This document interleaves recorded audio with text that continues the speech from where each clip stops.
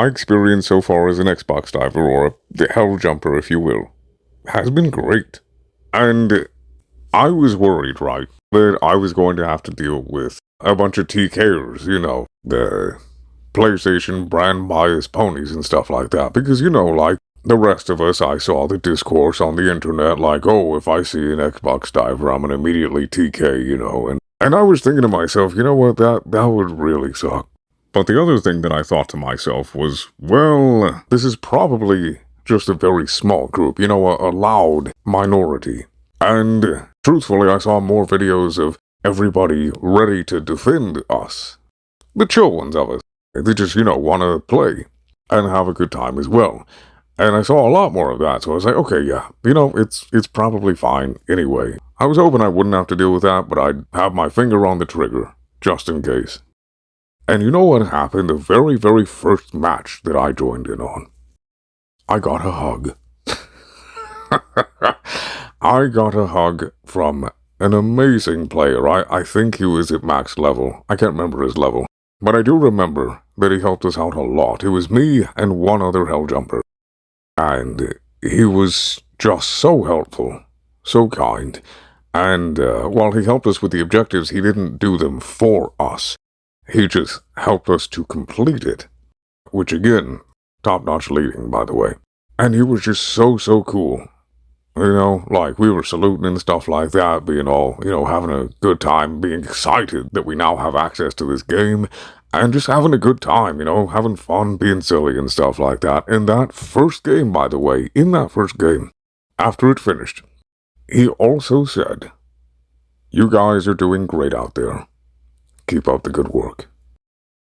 I have never experienced that kind of hospitality. Truly amazing. Now, I have experienced plenty of hospitality in Warframe, yes, definitely. But this was amazing. And then it just kept continuing, game after game after game after game. Either I got into a lobby with a bunch of fellow noobs, or it would be a bunch of high-level players. I found out later that they were purposely lowering the difficulty, the max-level players at 150, to join in and help us out. To get us through our first missions, to get us into our first war bonds and stuff like that, just to give us tips and whatever to help us gain the experience that we needed in order to do the missions effectively and efficiently. Constantly, game after game after game. And it didn't matter who it was either. It could be a PlayStation player, a PC player. A lot of the times, it was PC. But there was plenty of PlayStation players that were really chill and that wanted to lead, and they just didn't care. All they saw was another player in their lobby. That's it. And like I said, while I was worried about the team killing, I was mostly expecting that. For people to just be like, oh, cool, we got a third or we got a fourth, let's run it. And that's how it was. Now, I have played a lot, right? I have played a lot of this since it came out on the 26th. And I'm by no means an expert, right? I'm not. Having to go through Ocean, and then afterward, the insanity that was Hellmire with the fire tornadoes and all of that stuff. I was not expecting an initiation by fire. That was ridiculous. That was unnecessary, and of course it was buggy too. I'm no stranger to that. Like I said, I'm mainly a Warframe player. This felt like a friend's house, alright. And still, everybody was patient. Because I think I was like level, I don't know, maybe 20, 30, getting close to 40 at that time. And still, again, just super awesome. We were all honestly just trying to survive. Trauma bonding. Good times, good times. And I realized that insanity was not meant, at least for max level, or anywhere near it, even to level, difficulty 8, was not meant for us, or the players who were just having fun, That was meant for the people who were starting to get bored, and had everything in the game and knew everything to the point that even the hardest difficulty was trivial to them. I fully believe that mess that was on Ocean, and how insane it was, like even down to difficulty level 6, was absolutely built for those people. That was not meant for us. I mean, it kind of was a little bit, so that way we could have our own Malevolent Creek. But yeah, that was insane. Overall, so that way this doesn't, go too long. I have had an amazing experience, and it's been a good few weeks now, and I'm just now level 67. While I've been playing pretty regularly, I was mainly doing the major orders, right? Because I was just having fun, and then bouncing back and forth between the major orders and freeing up New Alexandria, and good job, by the way. Good job, jumpers. We saved her. We saved her this time. And just doing stuff, right? So the Illuminate, I found pretty easy. The bugs, like, I do really enjoy fighting them. And it wasn't just because, it's my first faction, but I genuinely just enjoy fighting them. Because big monsters and stuff. The bots, I haven't quite got down just yet, because I've had the least amount of time with them. But overall, I've had a great time. So if you're somebody who's on Xbox, or if you're somebody who's considering picking up the game, go ahead and do it, man. It's a lot of fun.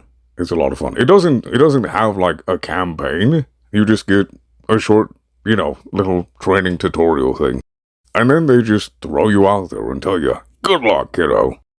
So, just be aware of that. There's no campaign. It's just straight up, you're going, you're doing missions on a bunch of gorgeous planets. And just, doing stuff, leveling your stuff up and having fun, getting goofy with it.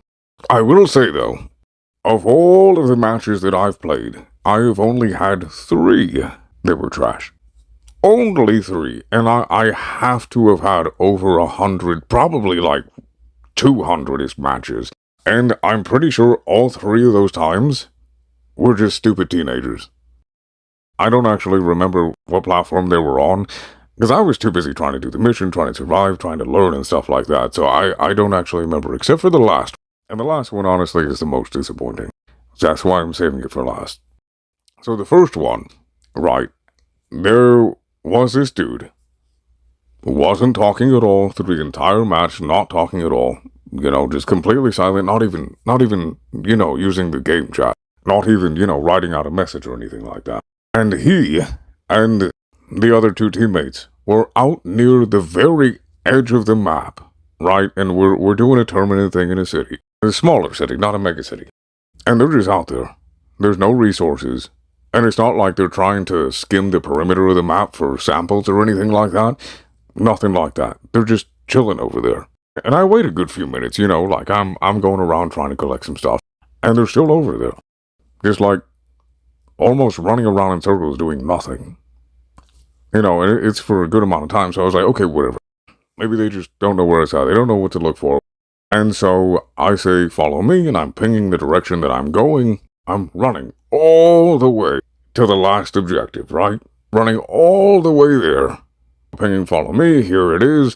And from the entire time, first, before I even noticed, then the time it took for me to notice, then the time it took for me to wait on them, and then the time it took all the way from where I was at, kinda near them, all the way almost to the other side of the map, just jogging my little happy self over there to do it myself because they were not doing anything. I go over there, and I'm about to actually complete the last main objective. There are tournaments coming, and I have a 500 kg, and I'm about to throw it. And this, I don't know, superstar football player bug intercepts and blocks my throw, and of course it falls to my feet, and I explode. And then this little annoying nasally voice comes on the mic, throws like a few quick insults, and then kicks me.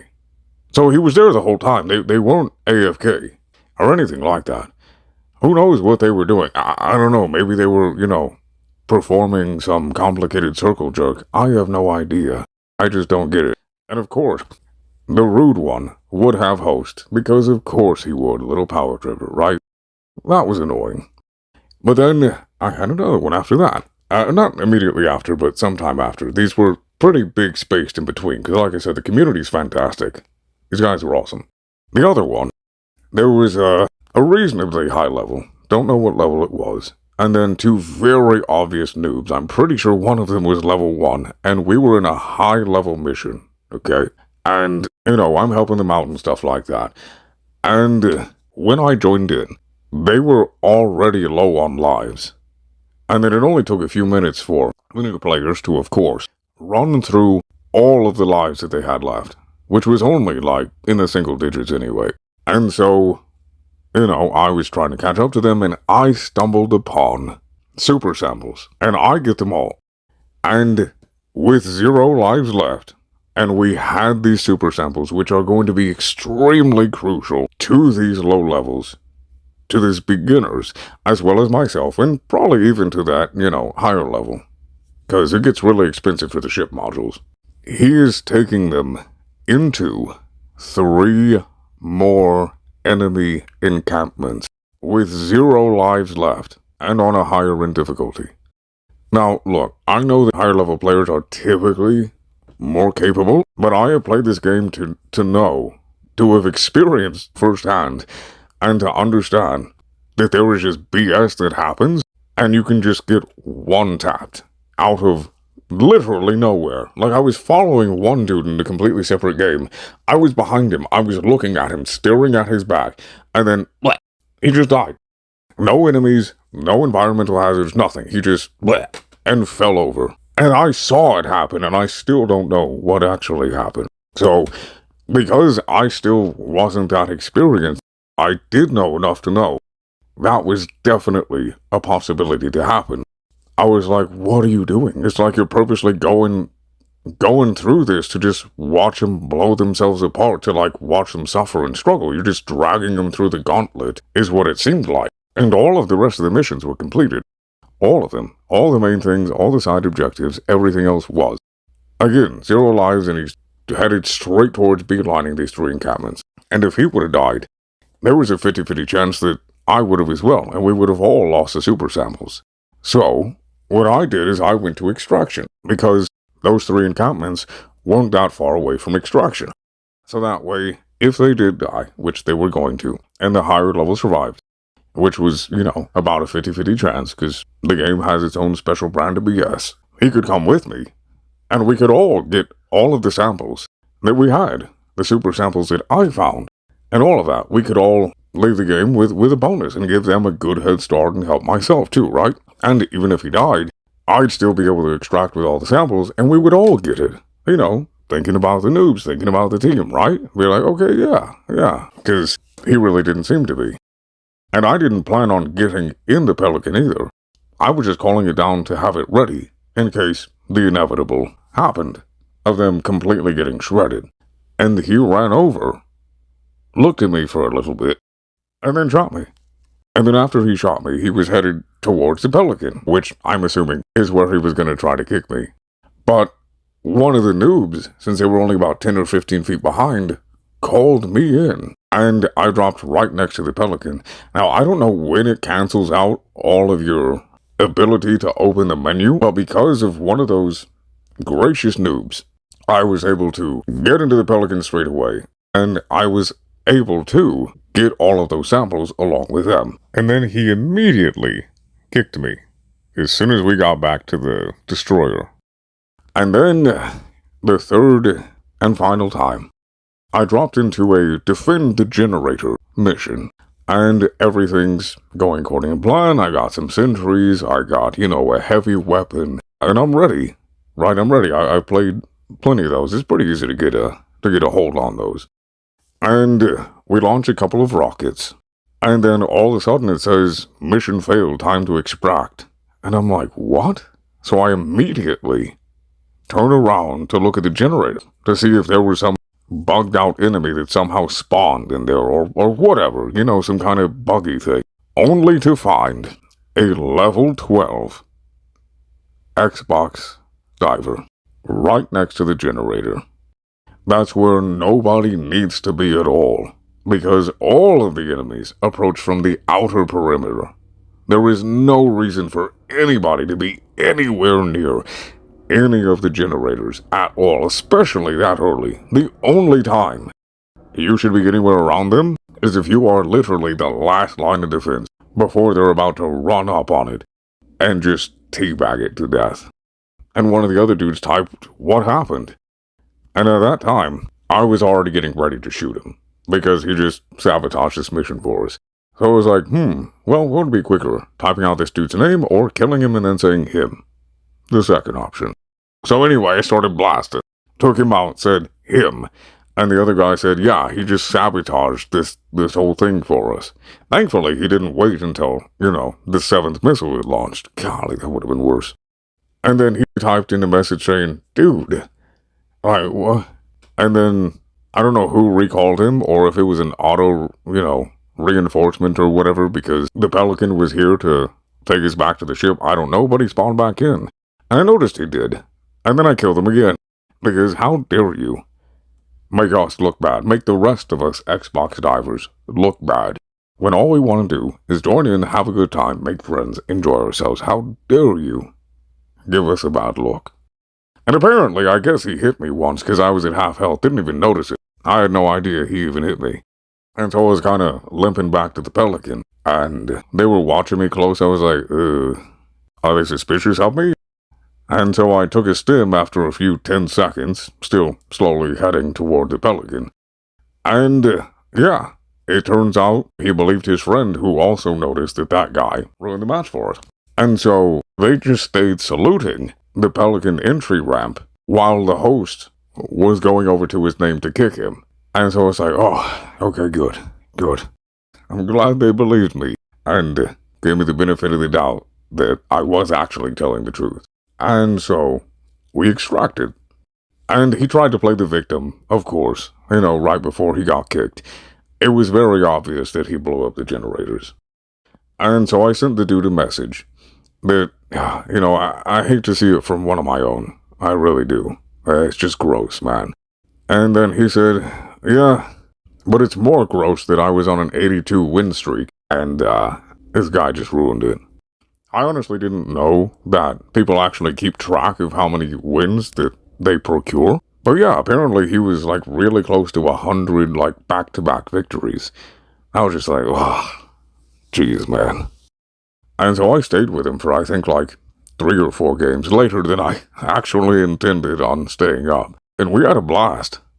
We were just having an amazing time. Right after that, just match after match after match again. Getting a couple of randoms in. Again, having a great time.